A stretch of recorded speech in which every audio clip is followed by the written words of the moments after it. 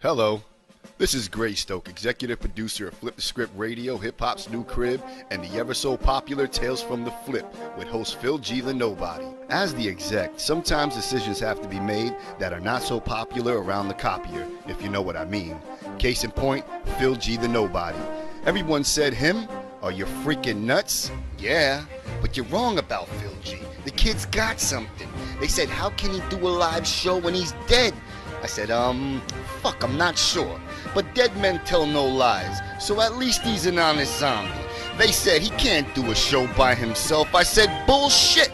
He does everything by himself. He's the script keeper, and I believe in him. Not because he's an honest zombie hermit from the swamps of Opalaka, Okeechobee, Alligator Alley, but because he's hip-hop to the bones. And he haunts my room every night. So please listen to Phil G the Knowbody every Sunday, 7 to 9 p.m. Eastern Standard Time on Mixlr.com for the best of the FTSR archives. Chill, Phil. Go away, fool. I need some sleep already. You're listening to Flip the Script Radio and Tales from the Flip, bringing you the best of DJC reality and the best in boom bap. Bitches. Yo, you know you can't hit me with that DITC all late in the fucking game. I'm about to. That's kind of saying you want to go longer. Yo, I might want to extend the show to like. Pause. Flipping many scripts. Oh yeah. I'm flipping them. Sing it. Flipping the script. Oh, when you're flipping them. Flipping them. We be flipping many scripts. Yeah. Flippity flip. Tales from the Flip. What the fuck is good, Flippers? It's your boy Phil G the Knowbody. You are tuned in to Flip the Script Radio. Bringing you the very best of the FTS archives, minus the FTSR staff. Pause. Welcome, Flippers. It's another Sunday night, coming from the dirty, murky, nasty swamplands, you know what I'm saying? Holding it down for Queens and Newark, New Jersey all motherfucking day. This is Tales from the Flizzit with your boy Philly Phillip. And yo, we got a very special show for your stinking asses tonight. We're taking you back to the kitchen room, October 11, 2017.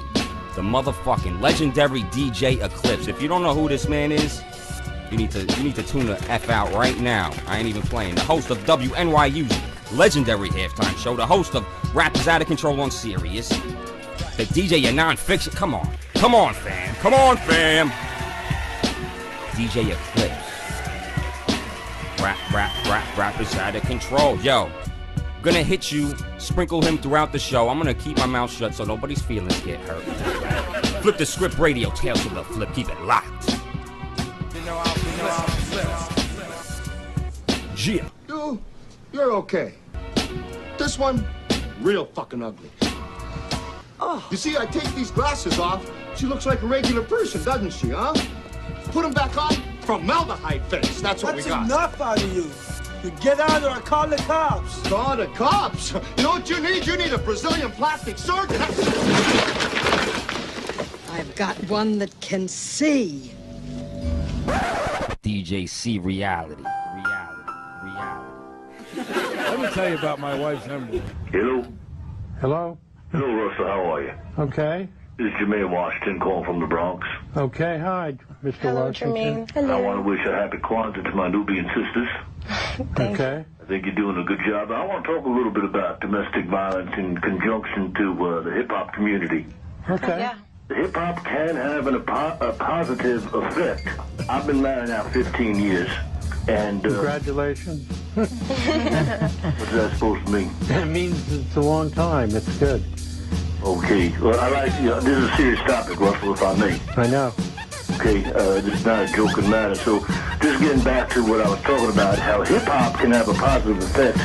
I remember one day specifically, this was about 10 years ago, I was playing my Grandmaster Flash records, and my wife told me to turn it down, and I bashed that radio right over her fucking head. You ain't singing nothing. They've been had the power to be hot, son. Not just New York either, worldwide. Are you serious? My man, DJ C Reality, Gray Stoke, Dave Rock, Mateo, son, the Ill Crew, Ill. They'll flip you for real. Cosign flip the script quick, son. I'm the delegate M-Ski from the Brooklyn Way. Family of the program. Bang out, bang out, bang out, bang out, bang out, bang out, bang out. What up? Kahim, salute, God. Keep it locked, we got some dope joints in the chamber. Eclipse tonight, y'all.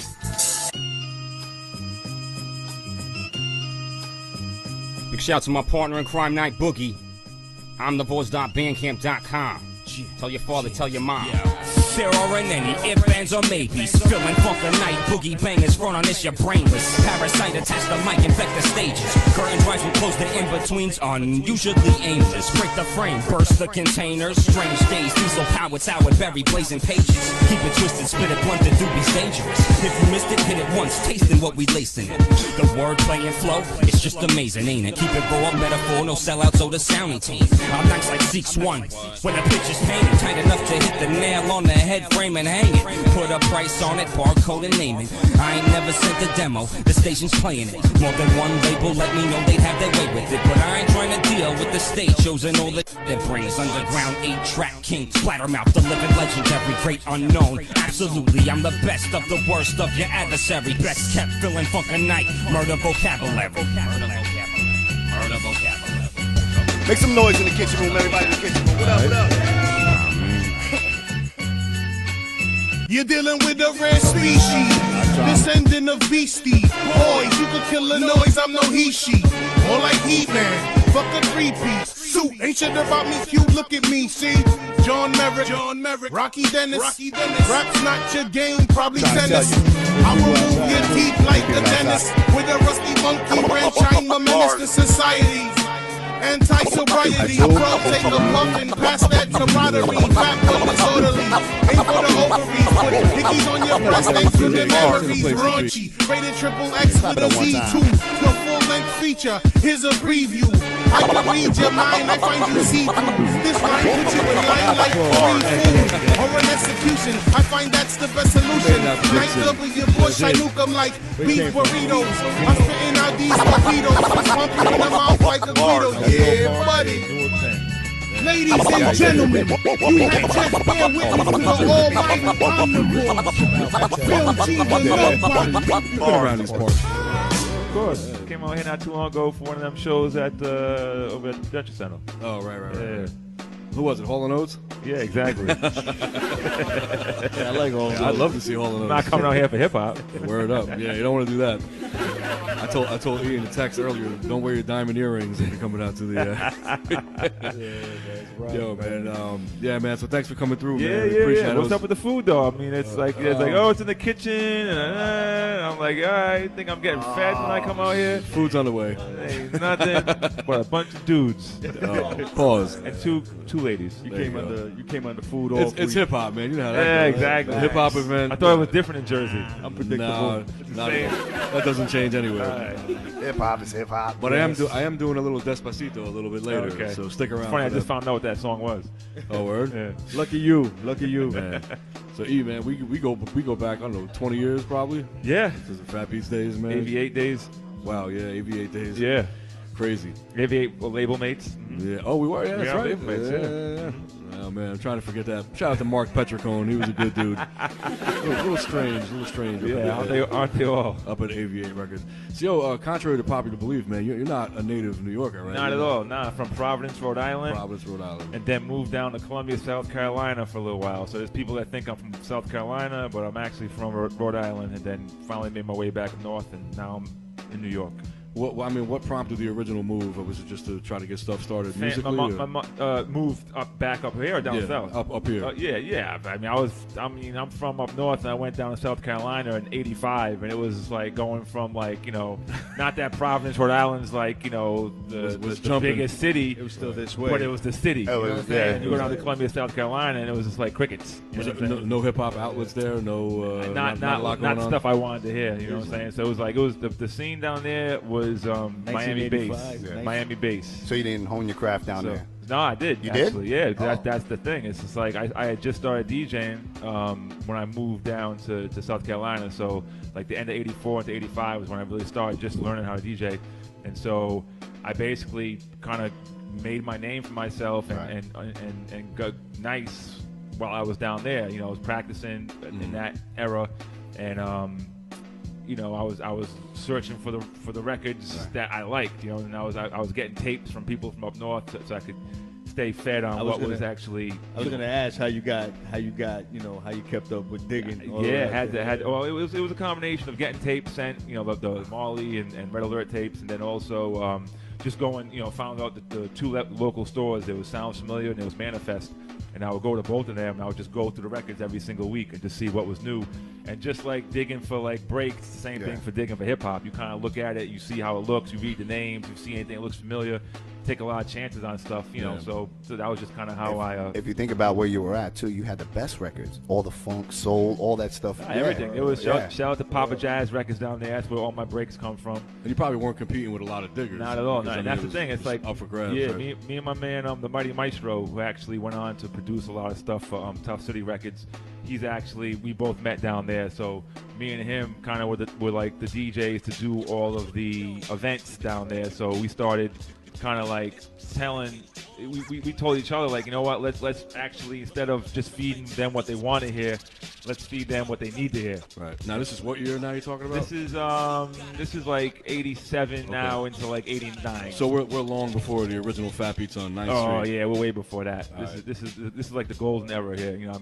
I mean, I remember, you know, playing records, you know, Eric B. Rakim, I Know You Got Soul and stuff like that at parties, and people would just be like, yo, like, who is that? You know what I'm saying? Wow. Like, so like, you know, actually breaking records in that market. And so back when you could do that, right? Remember those days? Exactly. So you know, we wanted to show people there was more than just Miami bass out there. We were playing reggae, we were playing go-go, we were playing hip hop. So we were actually playing party music that we know of as party music. I mean, but you were able to carve out a little bit of a niche, though, like, right? Yeah, I mean, so once you know, that's you the kind thing. of created. You know, we were young and we were I spun that. If you can't find someone from that era that doesn't know of me from then, because I spun every single clubs I wasn't even old enough to get in. You know what I'm saying? I was just spinning because I had made the name for myself. And then again, think about this. This is 85, 86 when I moved down there. South Carolina, it's black and it's white. You know what I'm saying? There's no Puerto Rican. There's no Asian. There's no Jewish. It's black and white. It's not the home of cultural diversity. To say. Nah, it's just like so. So for me, I'm coming down there. I'm in an all black school. And, you know, I'm coming down with my Puma sweatsuit on and, you know, my name belt hanging down my legs, stuff like that. And they're all looking at me like, yo, who is this? They knew you wasn't from around here quick. Yeah, it was like, they're definitely from not around here. So, you know, so that helped me actually stand out down there. You know what I'm saying? So between that and then just me delivering and what I was doing, it helped me. Right. It actually helped me being down there because of the fact that it was so slow. And I was just, you know, a go-getter. So did you start working with artists down there, or did that happen when you moved up here? I mean, you know, artists that at the time were unknown. You know, there was a bunch of people that, again, the Mighty Maestro, my man Finesse, who actually ended up going by Ness Boogie, who was part of the crew Dynasty, who I put out their record Wildcat. I was going to ask you about that joint. Yeah, Yo, both of them, Ness and Son. Wildcat was an ill joint, man. I still got that wax. Yeah, both of them we met in South Carolina. So it's like those dudes we was working with. Then my man Prodigal Son, before he was down with Sons of Man, I was doing demos with him down in South Carolina. Wow. And then just a lot of local people. Actually, my man T-Ray, the producer T-Ray, Ty Ray, you know, met him down there as well. So there's a lot of us that kind of met down there. He did Wrong Side, didn't he? He did, yes. He did Wrong Side. He did like half the album. Right. All the early Artifact stuff. Yeah. Word up. Flex with the Tech, all that stuff. So the Fat Beats connection, how did that whole thing? That was well. Are we skipping an era? Are we skipping a lot? Yeah. I'm gonna give you a short version though. So I'm already down in South Carolina. So now I have to get back to New York. So my bridge to getting back up north was when I met MC Serch. Serch was starting to promote his solo record, Return of the Product, and I was actually working at one of those record stores down there. Sounds Familiar. So I was working at the record store. He came through on a promo tour, you know, promoting the record, and his record hadn't dropped yet, just the single for Here It Comes. Here It Comes, right. And T-Ray had produced half the album. So when he came down, I was just like, yo, you know my man Todd, you know, obviously he produced half your record. He's like, yeah. He's like, how you know Todd? I'm like, well, me and him, you know, we did beats together before he went back up to New York. So Search is like, oh, you do beats too? I'm like, yeah. So played him beats, told him my DJ, he liked what he heard, so he invited me to come up to New York and stay with him and produce for him and DJ for him. And he was like, I have another DJ I want to use as well, this kid named DJ Riz. So, I know that guy. I've heard of him. He's all right. Yes. So that's how I got back up north and went to New York. Was I was staying with Search. I was producing for him. Me and Riz started DJing for him, and so we went on tours and did all that stuff. You know, for the length of promoting that return of the product. We almost skipped the era. Let's rewind it back now. All right. How did you come up with the name DJ Eclipse? You know, like most people, when you kind of fall into hip hop, you try your hand at everything. So I was breaking, you know, I wasn't quite rhyming, but I was writing rhymes. I was buying records before I started DJing, and then I also tried to write graffiti. Right. So graffiti is where the Eclipse name came from. I was just trying to brainstorm one day on a name, you know, a tag that would look dope to do a piece with. You know, I was like 3D. I could do the word 3D and make it look 3D. And I was like, it's too easy. I was like, you know, how about Eclipse? I can make it like two-tone and like make, you know, and I was like shade. I was like, you know what? I like Eclipse. You put some thought into this shit. The name just stuck. Yeah. You know, so. E's are pretty good in graffiti to make. Let me see. C's are pretty good to make. You start doing them Y's. Ask Seeks One type. Yeah, he'll tell you them Y's. Right. Them Y's are pains in the ass. You let the letters dictate, you know, pretty what much. it's all about. Hey, I never asked you. Hey, C, how'd you ever come up with your name, man? Oh man, I was given that name by Twiz back in the day, and I just stuck. I hate it. I was just kidding. It sucks. You know, we don't care. I can't get rid of it now, though. I can't unload it at this point. Pause. See reality. Yeah, man. Been in the game for a minute. Yeah. All right, so all what? of us guys. I don't like them. So now we get up to New York. Yeah, now in New York, and you know, we were still doing the. As we were promoting the Return of the Product album, we were already working on Search's next solo album. So I produced all of that. Riz did the cuts on it, and what had happened was around that time is when Def Jam put out the Pete Nice album. And, you know, the lead single from the Pete Nice album, in the video version, there's like a whole scene at the beginning where they diss this dude that looks like Search. So Search is like, you know, he's like, yo, you know, he goes up to the label, he's pissed. He's like, how are you guys? You guys are like our parents. You know what I'm saying? Like, we're both signed. You know, they had a horrible split, third base. They're both still signed to the label. And here is, you know, Pete putting out a video that's like this and Search, and, you know, and Search felt that like the label was putting them against each other. So Search was like, yo, I'm done with y'all. He's like, you know, I'm out. And they weren't really good friends before the whole third base thing even started. It was kind of put together. They met, you know what I'm saying? Like, and the idea came across that, like, you know, they probably work better together than separate. Is that Sam Sever that put that together? No, I don't think it was. You know what? I actually don't remember who it was that put it together. But but it wasn't like they didn't know each other. You know what I'm saying? Like, they definitely knew each other and it was cool. But I don't think the group thing was initially their thing. Idea. I think it was kind of brought up to them. And then, you know, just, I mean, any group, though. You look at any group in hip-hop, most groups don't make it. You know what I'm saying? It's like, you know, when you have that many hands involved in something, it's just, you know, things happen. So shout out to De La Soul. Yeah, shout out to De La Soul. They're probably the only ones that... Yeah, and it's funny, because sometimes, like, you know, the so-called put-together groups wind up lasting longer. Right. I mean, like, the childhood friends, there's a lot of other stuff that gets involved. Sure, of course. So, you know, so then the record never came out. You know, he kind of put the MCing thing on hold for a minute, and then we actually started. He took a job doing business over at Wild Pitch Records. So he was VP of Wild Pitch Records, and when he took that job, he actually mentioned my name to Stu Fine, the owner, about doing retail promotion, because I had retail background working at the record store. So I took a couple of meetings with Stu, and he was with it, and I got the gig. So me and Search were working at Wild Pitch up until it closed in 95. While we're working at Wild Pitch, I'm getting faxes from this dude named Joe Abajian, who opened up a new record store called Fat Beats. Come down to the grand opening. 323 East 9th Street. Between 1st and 2nd Avenue in the basement. Go. The original. So I went down there and I grabbed Search. I was like, yo, come with me. Let's go check out this store. And we went down there, and, like, you know, we walk in, and it's like there's no records on the wall. They're still painting the walls.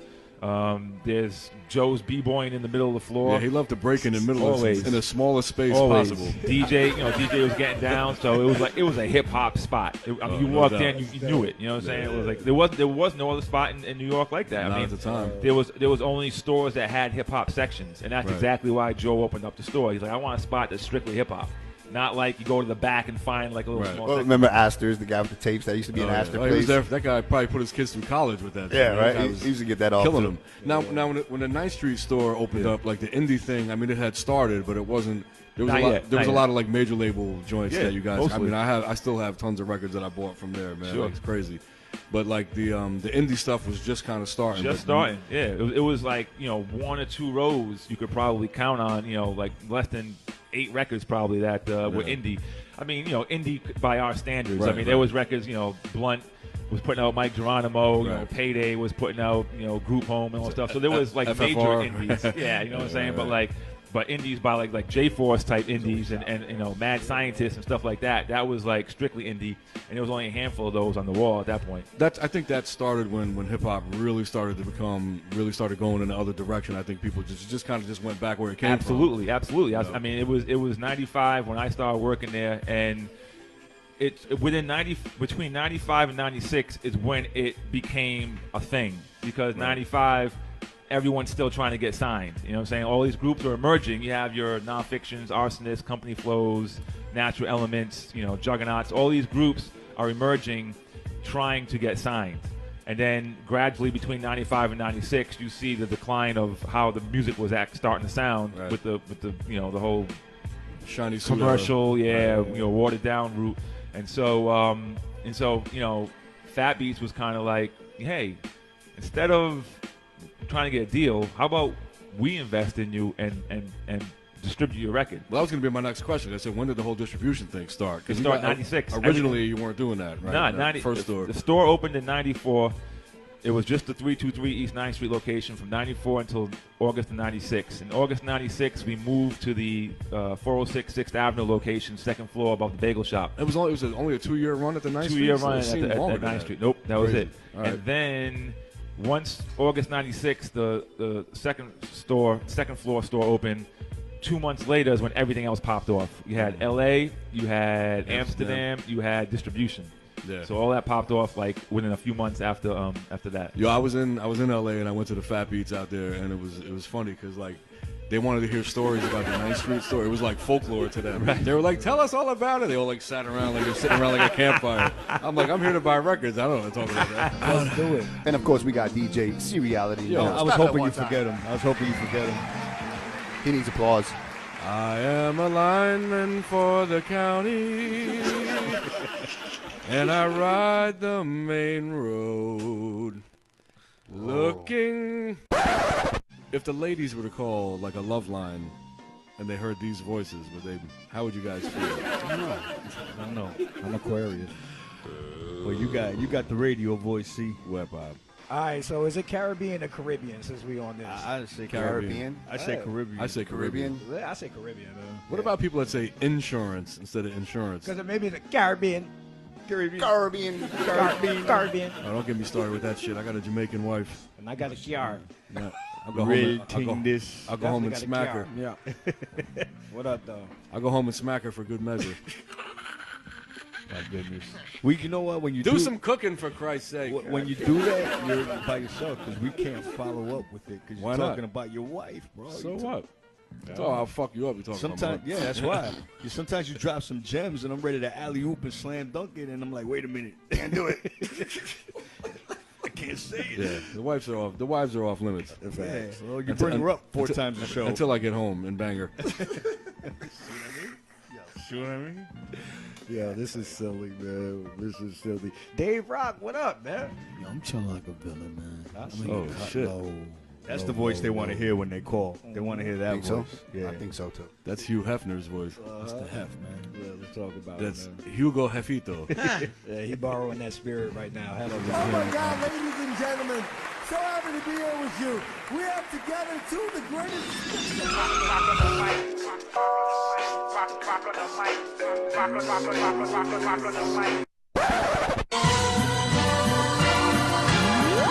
Tales from the Script. Did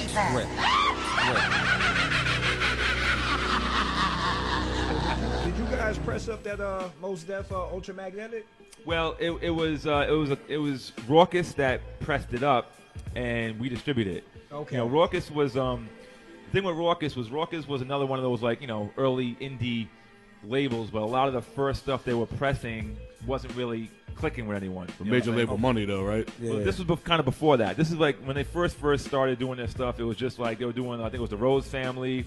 They were also doing like non-hip hop stuff. They were doing some other stuff. Okay. And like they were doing it, and it just wasn't really hitting like it was going to. And so they then just kind of like flipped the script.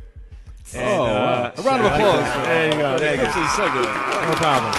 Pun intended. This guy's done radio. Intended. He's done radio before. I have. So they flipped the script and then like started kind of tapping into the scene that was emerging and pulling artists from everyone else kind of hanging out with each other. So that's when you start seeing like Mos Defs and Qualities and L Fudge and Shabam Sadiq and all these people. And that's when they revamped the look of the labels and all that stuff. And that's when the money came in, and they had major. They were funded as if they were a major label. Rupert Murdoch. And it was crazy. Right. So I was like a shorty then. I was a knucklehead into You look like it. Oh really? Your little Capone and Noriega, things of that nature. My man, he actually brought me to Ultramagnetic. That was the first time I like really heard of y'all or whatever, and I was addicted to this store after that. Man. Nice. Yeah, man. Percy P. I used to see Percy Shout out out there. to Percy P. Shout Love out him to and hate Percy him. P. Man. He was out there once in a while. Just once in a while. So we hooked up with Raucous and started distributing everything that Raucous was pressing at that time. So they were pressing the stuff, and we were distributing and getting out to the stores. And that was actually like that was the biggest era of the indie scene as we know it was like that 97, 98, maybe even 99.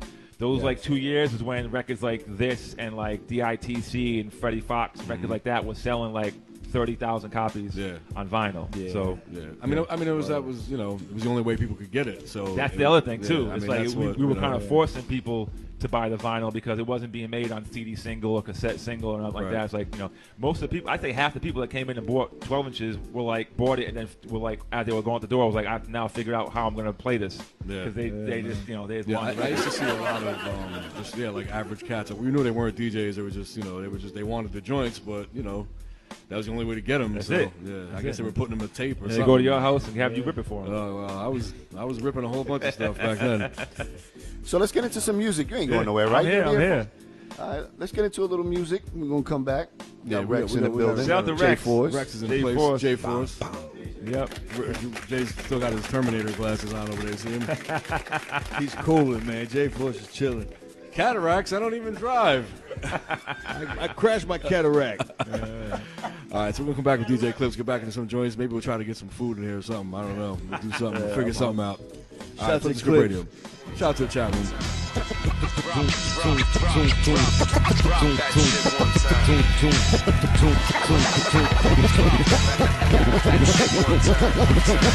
Tuned in to flip the script, cause fuck all that other shit. Phil G the Knowbody. You're listening to Greystoke, Mateo, Dave Rock, and the one and only DJ C Reality. Get your bars up, cause I don't like it.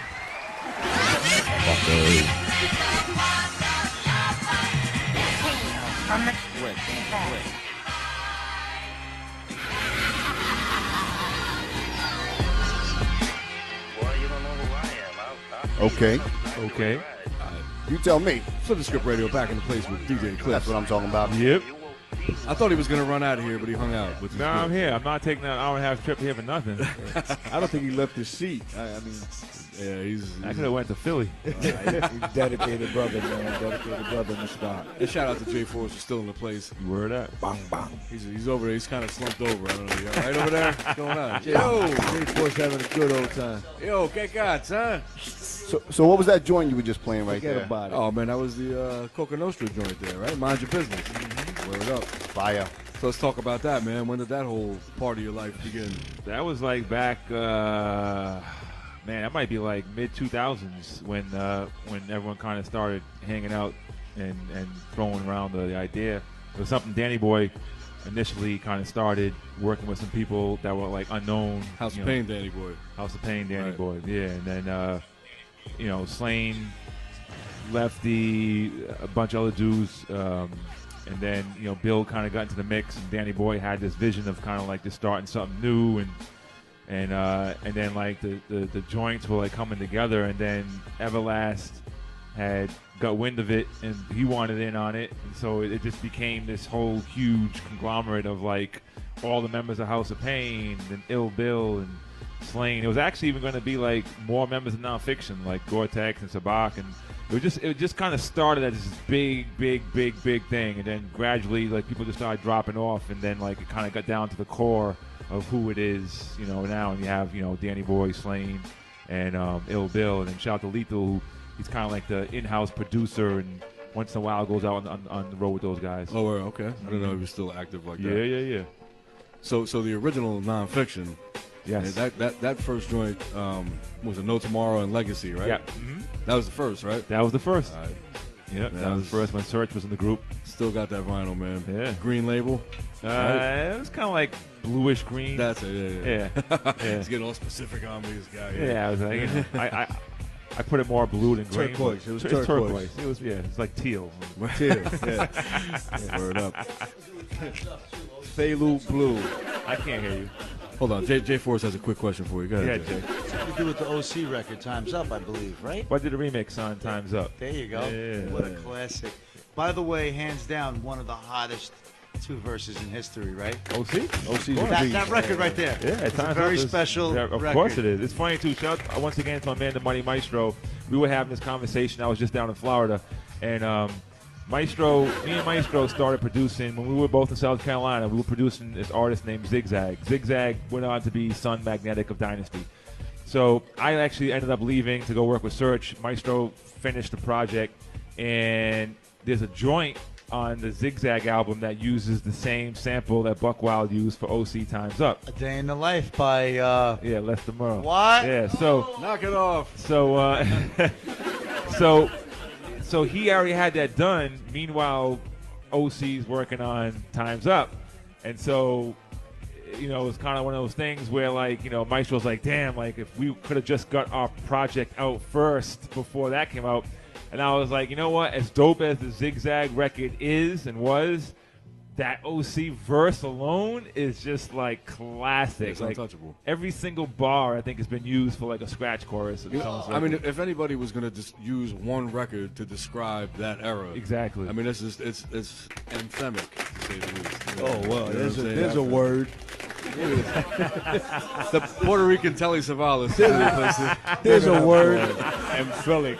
Telly Savalito. Who doesn't love you, baby? Emphatic. Yo, I'm feeling around for my shades because this light my retina's going crazy over here.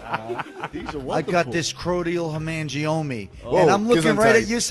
I love this guy. That sounds He got my delicious. glasses on with a straight face. Look at him. Look at him. What do He's you a have? creep. What do you have? What's it called? It's a tumor of the crodium. Yeah, but what's the name again? He's got What's the something in his name? eye. A Crodial Hemangioma. Sounds delicious.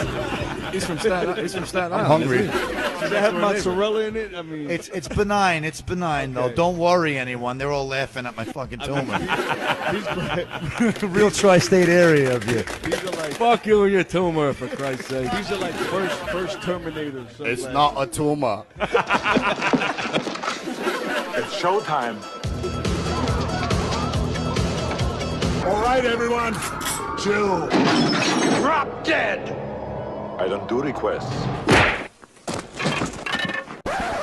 It became a whole movement. You know what I'm saying? It's like it wasn't just Fat Beats. It was a combination of what Stretch and Bob were playing on the radio, and Mayhem and Riz, and and then Fat Beats, and then being around the right time, Rocksteady anniversaries. It's like all these things kind of put together is really what helped kind of snowball it into an actual movement. It became a community. I mean, Yeah, it was most definitely. the people that were putting the records out, that were supporting the records, that were distributing the records. You know what I mean? And then the events on top of it. Of course. But do you think that it was kind of the beginning of what's happening now in the digital age, where how it's flooded, everybody and their brothers got music out. It seemed like at a certain point, as long as you could scrounge up enough money, to put some vinyl out, and then that seemed to be, as I go back to some of those records, and a lot of them didn't age well. Sure, of course. I mean, my policy over there at Fat Beats was we tried to have some type of an A&R system on stuff we brought in. We kind of we had to like it. If I'm not gonna play it myself, I'm not trying to carry it on the wall to sell it. Whereas you had spots like Beach Street in Brooklyn, clap for that, that they had 10 times the space as Fat Beats, so they just took everything in. So you go there and you look at the wall and you're like, where do I even start?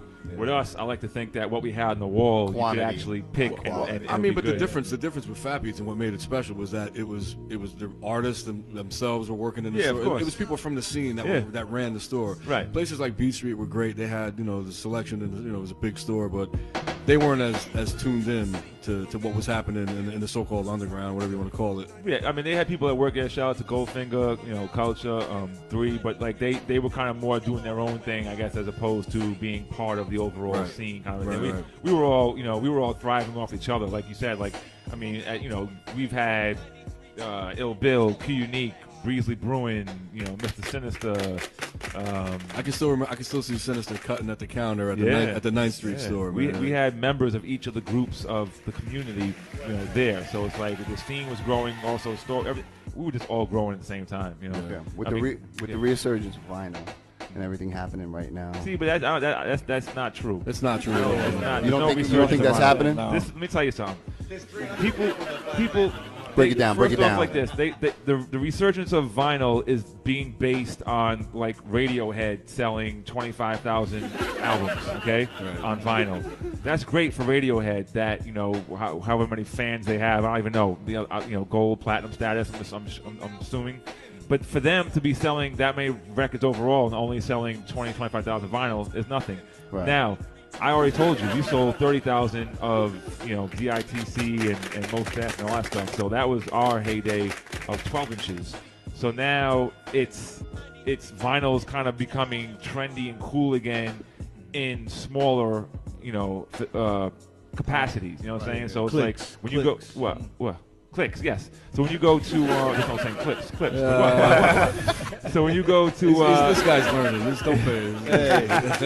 When you go to, when you look and see stuff that's being pressed now, everything's limited. Everything's limited to 500 copies, maybe 1,000. There's a reason for that. Because there's not a Fat Beats. Because even Fat Beats, that's what they're pressing. Because there's not a community past that to support it. Yeah. So it's like you can press 500, you can press 1,000 within our genre of music, and probably if it's good, sell it. Well, scale. 12 inches are gone. No one's pressing. I mean, in the Fat Beats days, I mean, the vinyl. I mean, people kind of romanticize over it now, and it's all nostalgia. But they were tools for us as DJs. I mean, it was something that you had to have. It wasn't like we were buying it for collector. I mean, it was of course that too. Yeah. But it was also you needed it to be able to play. You wanted to play in the clubs, the parties, the radio. I mean, that's how you had to get the sound out. How about if you scale it down today? You could call it like On a Diet Beats or something. On a Diet Beats. I mean, the way But they're still here. Fat Beats is still here. In the he's always distribution, busting on everybody in Brooklyn.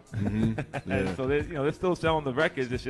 It's just not what it used to be. So do you think the way people can't move it because they're not marketing it right? Because I don't know if you're aware like West Side Gun and Conway. Of course. And Come on, like, kind of question. I'm here. I'm out for the script radio. You asked me West Side Gun and Conway. No, but I'm just saying like their resale value on some of the records. You know what I mean? Like they crazy right now. Like you could buy like a 12-inch from them for like $1,000, right, bro. Well, but again, because if you look at the places that are putting out their records, they're doing limited quantities. They're doing 300 copies. They're doing 500 copies. So once those copies are gone, everyone flips them on eBay and marks them up. So it's like, but they're not. No one's pressing thousands upon thousands of copies of those records. They're keeping it limited to know they're going to sell out of it, and then whoever buys the extras are going to flip them and make their money. So and I gotta say, man, like. The packaging has gotten beautiful over the years. Of course, Like Stone's Throw, I think they kind of played a big part in like the way the records were packaged and stuff. But I mean, I wish the quality of a lot of the music was equivalent to how beautiful it looks. Again, it's like it's down marketing to tool. It's collectors that buy the music. So it's like that you're now manufacturing records for collectors. So it has to be exquisite. It has to be gatefolds and colored vinyl, and like everyone's trying to outdo each other. Shout out to Get On Down, who puts out some really great packaging for the stuff that they issue, stuff like that. But the flip side is I'm a collector, and it's like I can't afford half the stuff these dudes is putting out. They're putting out packages that are like, $60, $70, $80, and then they're putting out things. They're putting out multiple copies. Here's the record in red vinyl. Here's the record in white vinyl. Here's the record in green vinyl. Now you gotta get all three. I gotta get all three of them, and I gotta get 6 of them. I need 2 copies each. So it's just like, so it's ridiculous. So it's like I feel both sides of it, but you gotta make it for them to buy it. Are you kind of over it at this point, though? I'm totally over it. Yeah, I'm over it. I'm totally over it. Yeah, I'm over it. I couldn't tell. I mean, what's funny? You know when it became whack to me when the producer and the exec and all of that, like nobody cared. Like you just got the digital iTunes download, and it was you had to actually search for who did the music, as opposed to it being part of something that you bought. Well, before. most definitely. It was a whole learning process. I mean, digging, I mean, we came up on credits. You know what I'm saying? It's like that's specifically. I mean, I'm not gonna say I started it by any means, but when I started doing like my serious radio show like 8-9 years ago and putting out the playlists, I specifically made sure I listed the producer, the DJ, if there was a guest DJ on it, because exactly like you're saying, there was no other way for you to know who did the beats or who the DJ was on the record outside of just the artist name and the song title. So I just made sure I listed every credit I could on my playlist, and that's just how I do it to this day. You know what? We started releasing our playlist too because we felt like it's necessary. I mean, the days of all like the secret stuff. I mean, the state of music now, man. It's all about getting this stuff out there and getting it heard. I mean, we share music. That's why we're playing it. We're playing it so that people can be like, yo, what's that record? And then on top of that, those people help you out by promoting your show and doing the show. I mean, I stop him all the time and ask him, who's that? Yeah, of course. Now, honestly, the playlist, I love the playlist. Yeah, most definitely need the playlist. I'm gonna be real though. What are you doing, Force? What is going on Sorry, my friend. I'm sorry. I'm sorry, guys. I never did a radio show before in my life. Tales from the script.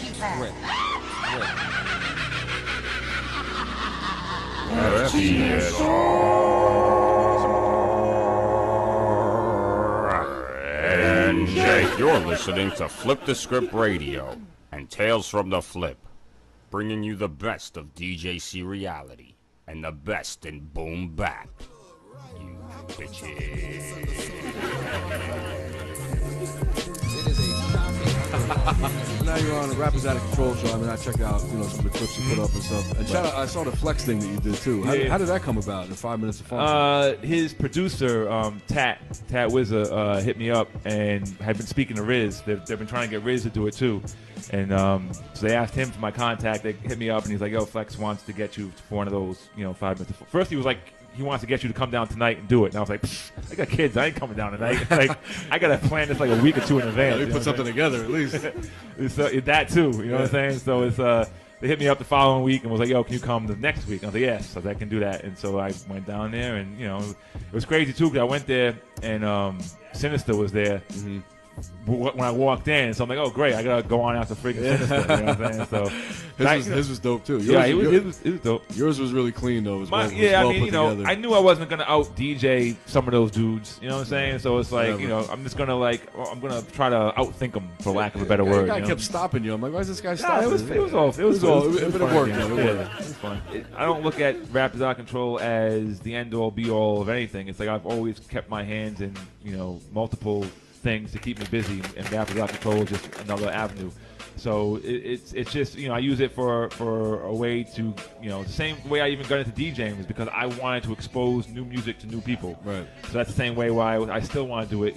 However many years later, it's like I want to be able to keep playing new music to people and turn them on to stuff. So when people tweet me like, "Yo, what is that joint you just played? That joint is incredible." And it's just like, "Yo, that's good," and I did my job. Right. That's what it's all about. So I mean that's kind of the end of it. Anything on top of that is gravy. But again, I just don't have a lot of faith in people. You know what I'm saying? It's like I don't have faith that they're gonna come out to something. I mean, I've done events. I put together with JS1 a few years back. We did a charity event for cancer. Shouts to JS1, bro. Yeah, and we did an event at the High Line. And we had Master Ace, Sadat X, OC, shout to Master Ace, Torre, Rashid, the Beat Miners. We had all these great people on it, and it was like, I don't know, $15, $20 ticket. And it was like, you know, like 250 people there at a venue that holds like 700. You know what I'm saying? So, it looks empty. Yeah. So I'm just like, it doesn't.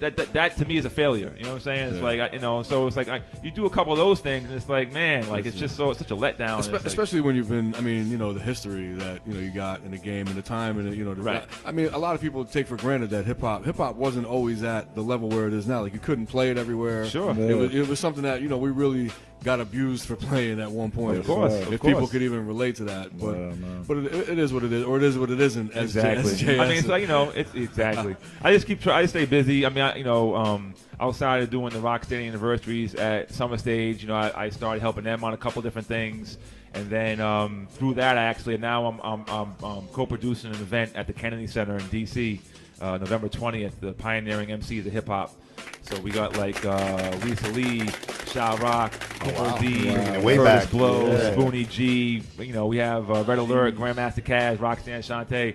So, you know, it's like I'm helping put this event on at the Kennedy Center. You know what I'm saying? So it's like, to me, that's like that. I'm happy with that. You know? So I'm gonna ask you. This is, you know, it's Flip the Script Radio, man. So we always flip the script. I'm gonna touch on a touchy subject. And it goes around on Facebook a lot. People going back and forth.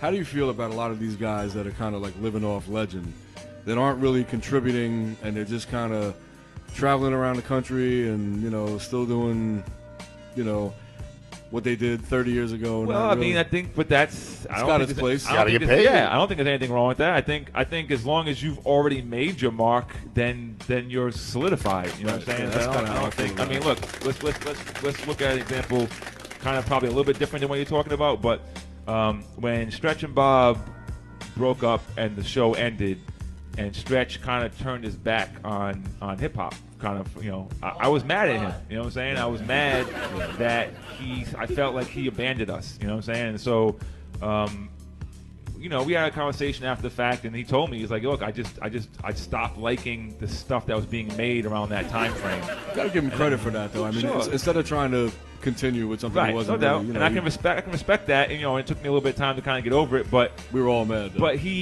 But that doesn't change what he did. You know what I'm saying? And if you look at Stretch and Bob now, that's why they're reaping the benefits of what they did, you know, 20 years ago. It's they like deserve it. You know, the documentary, like you know, all these gigs they're doing, the new NPR, you know, podcasting they're doing. So, you know, it's like it doesn't matter who you are. If you've done something legendary, you know, and then you should be able to do that for the rest of your life. You know, whether or not you're capable of making something new. I mean, you know, you look at artists. There's a lot of artists that a lot of old school artists that strictly just tour for what they did in the past, and then there's some, you know, like a Master Ace, you know what I'm saying, that can continue to keep making dope new music. Not everyone can fit, you know what I'm saying? Hey, thanks for coming through, man. Yeah, it was great to have you here, man. Thank you guys for having me. Clap it up, Kitchen Roll. The legendary. So that means I can stop doing everything and I can live the rest of my life off of this? Well, no, hey, listen. Come on. I doubt that. You're going to go over to Switzerland and do Rapper's Delight. I'm going to Zurich. That's it. You reached the peak. Flip the Script Radio. We're going to talk offline, but I want to know about Switzerland. Yeah. Anyway. When? I've heard about stuff. Oh, yeah? What, the red light district? I've heard things. There's a red light district in Switzerland? So, E, if you got anything you want to shout out or anything you want to promote, you can catch me and Riz on Rappers Out Control every Monday night from 8 to 10 on Hip Hop Nation Channel 44. Other than that, you know, look out for Heavy Metal Kings, Vinny Paz, Nil Bill, new record is coming out the end of the month, and Rashid Chappelle coming sometime this decade. I played a new joint of his tonight, man. Yeah, banging. That's the one with Huss on it, I think. Yeah. Dope. So, you know, that's it. That's all. You know, you catch me on Instagram, DJ Eclipse RSC. Shout out to the Rocksteady crew. And on Twitter it's DJ Eclipse. Hey, you guys! We're gonna have some fun with this one.